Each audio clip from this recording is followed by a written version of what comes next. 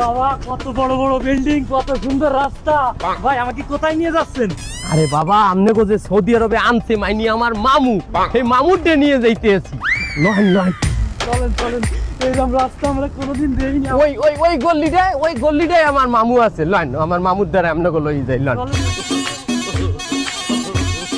আয় না আয় না আয় না, নেই তো আমার মামু খারাই না। আন একটু উপরে ওটা লাগবে, উপরে উপরে আন ওটা।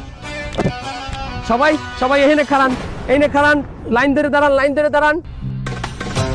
এই হইলে আমার মামু। আমনেকো ইনি ভিসা দিয়ে এই দেশে আনছে।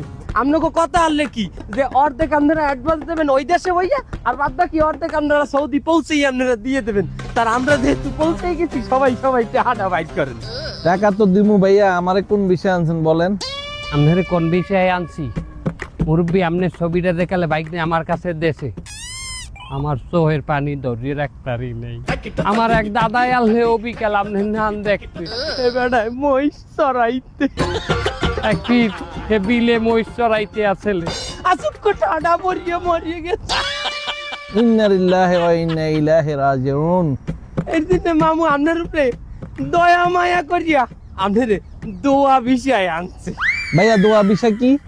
এক সৌদি স্বামী স্ত্রী আছে, বুড়ো হয়ে গেছে। হ্যাঁ গো, আশেপাশে কেউ নাই, মাইয়া পোলাও নাই যে হারা মরলে একটু দোয়া করবে। আপনি হুদে 5 ওয়াক্ত নামাজ পড়িয়া ওই দুইজনের জন্য শুধু হাত তুলিয়ে দোয়া করবেন। আলহামদুলিল্লাহ ভাইয়া, আমি দোয়া করলে লাগিয়া যায়। এই মুরব্বি, মিথ্যা কথা কবেন না। আপনি দোয়া করেছেন, লাগিয়েছে, আমার কোনো প্রমাণ আছে? এই ভাই, আপনি জানেন আমি এমন বদদোয়া করবো আপনার একদম লাগিয়া যাবো গা। না না, ও দরকার নাই, মুরব্বির কথা মানো, লাগিয়ে যাইতে পারে। ভাইজান, ওনারা তো একটা ভালো ভিসা দিচ্ছেন, দোয়া ভিসা। আমার জন্য কি চিন্তা করছেন?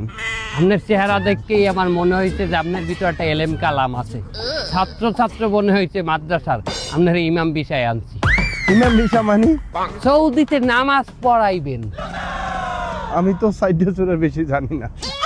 সমস্যা নাই, আপনি আসর আর জোহর পড়াইবেন। ওকাল তো দাগ চিকুর দিয়ে চূড়া পড়ার লাগে মানে হলবে না, আপনি একই চূড়া বারে বারে পড়াইবেন। আসর জোহর হইলে কোনো সমস্যা নাই, চালিয়ে নিতে পারবো, কোনো সমস্যা। তোমারে আমি ম্যানেজারি বিষয় দিচ্ছি, তুমি সবকিছু ম্যানেজ করবা, সব তোমার আন্ডারে থাকবে। তোমার বেতন 1800 রিয়াল। ম্যানেজারি ভিসা, এই ম্যানেজ করা কোনো ব্যাপার না। বর্তমান জামানায় অনেক কঠিন হয়েছে।